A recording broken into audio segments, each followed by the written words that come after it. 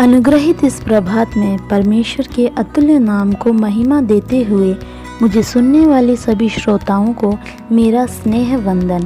प्रेरितों के काम 18वें अध्याय के 26वें वाक्य में लिखा है, वह आराधनालय में निडर होकर बोलने लगा, पर प्रिस्किल्ला और अक्विला उनकी बातें सुनकर उसे अपने यहाँ ले गए और परमेश्वर का मार्ग उसको और भी ठीक ठीक बताया। अनुग्रहित इस वचन के भाग से ज्ञान बांटने वाले बने। उक्त विषय पर मनन करने में प्रभु हमारी सहायता करे। बीते जमाने से ज़्यादा इस जमाने में पढ़ाई पर विशेष ध्यान दिया जाता है। एक विद्यार्थी एक लेवल की पढ़ाई करने के पश्चात दूसरे लेवल में जाने के लिए विविध परीक्षाएं पास करनी होती हैं और बेसिक रिक्वायरमेंट्स हैं, उन्हें पूरा करना होता है। इस संसार में विभिन्न अध्यापकों को यदि हम देखें तो वे जिन्हें पढ़ाते हैं वे बेसिक रिक्वायरमेंट पूर्ण किए हुए होते हैं। उन विद्यार्थियों को वे विशेषता है तो ही अध्यापक उसे पढ़ाने पर ज़्यादा जोर देते हैं। लेकिन इन सब से अलग हमारे परमेश्वर ने हमें अलग अलग स्थानों में रखा है।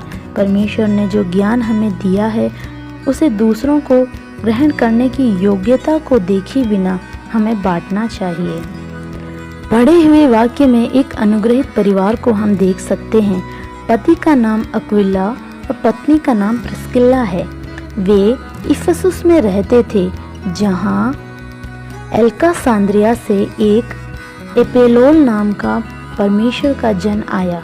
उनके मध्य में वो मनुष्य निडर होकर बोलने लगा। अक्विला और प्रिस्किल्ला के लिए ये अपोलोस एकदम अनजान था, फिर भी उनमें पैदा हुए आत्मा का अभिषेक परमेश्वर के मार्ग के इच्छा के कारण उस अपोलोस को वे अपने भवन में लेकर आए। प्रभु के मार्ग को और भी स्पष्ट तरीके से उन्होंने उसे बताया। फल की इच्छा किए बिना अपोलोस को इस दंपति के द्वारा जो ज्ञान दिया गया वो ज्ञान अपोलोस को प्रभु का आत्मा अखाया में ले गया और वहां उपस्थित शिष्यों और प्रभु के लोगों के लिए अपोलोस बहुत ही अनुग्रहित साबित हुआ। फल की इच्छा किए बिना, समूह की क्षमता को देखे बिना अपने ज्ञान को बांटने वाला एक व्यक्ति था रॉबर्ट रेक्स, जिन्होंने संडे स्कूल की भी स्थापना की है। अखबार छापने वाले दंपति के घर रॉबर्ट रेक्स का जन्म हुआ। अपनी 22 साल की उम्र में स्व अखबार निकालना उन्होंने शुरू किया। ब्रिटेन में उस जमाने में धनवानों की तरह जीते हुए अपने समूह के बस्तियों में रहने वाले बच्चों पर इन्होंने ध्यान लगाया। पढ़ने को व्यवस्था न होने के कारण ये बच्चे निरंतर गलत और क्रूर कार्य करते थे और इस वजह से इन्हें जेल में भेज दिया जाता था। कारागृह में जो बच्चे थे उन्हें मन परिवर्तन के लिए अनेक लोग कारागृह जाकर सुसमाचार सुनाते थे, पर रॉबर्ट रेक्स के मन में एक ख्याल आया कि इस बच्चों को क्रूर और गलत कार्य करने के पश्चात कारागृह पहुंचकर सुसमाचार सुनाने से तो बहुत अच्छा है कि बचपन में ही इन्हें सीखना, लिखना, पढ़ना सिखाया जाए। इस तरह जब ज्ञान उनमें बढ़ेगा तो ये गलत कार्यों को करने से मोड़े जा सकते हैं। और इस तरह उन्होंने रविवार के दिन इन बच्चों को लिखना और पढ़ना सिखाना शुरू किया। सप्ताह के 6 दिन फैक्ट्री में ये बच्चे काम करते और रविवार के दिन इनकी छुट्टी होती थी।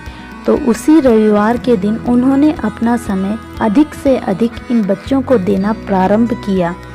बीते समयों में साधारण विश्वासी लोग लाभ की इच्छा किए बिना इन बच्चों के अध्यापक बने और बाइबल उनकी पढ़ने की पुस्तक बनी। घरों में जाकर बाइबल पढ़ाने से कलीसिया में लोगों की संख्या कम हो जाएगी, ऐसा सोचकर सभा के नेतृत्व करने वालों ने रॉबर्ट रेक्स का साथ नहीं दिया। परमेश्वर के द्वारा चलाया गया ये अच्छा कार्य 1831 के आते आते ब्रिटेन में 12 लाख से अधिक बच्चे इसमें शामिल होकर पढ़ने और उनके स्वभाव में बड़ा ही बदलाव का कारण हुआ। प्रियो, हम जानते हैं सिर्फ ब्रिटेन में ही नहीं, सभी स्थानों पर संडे स्कूल ने बढ़ोतरी पाई। परमेश्वर की कलीसिया की बैकबोन के रूप में संडे स्कूल आज भी उपस्थित है। इस अनुग्रहित दिन में अपने जीवन को प्रभु में समर्पित करें। प्रोत्साहित करने वाला कोई नहीं, फल की इच्छा न रखते हुए अपने ज्ञान को योग्यता न देखकर बांटने वाले बने। आपका दिन शुभ हो।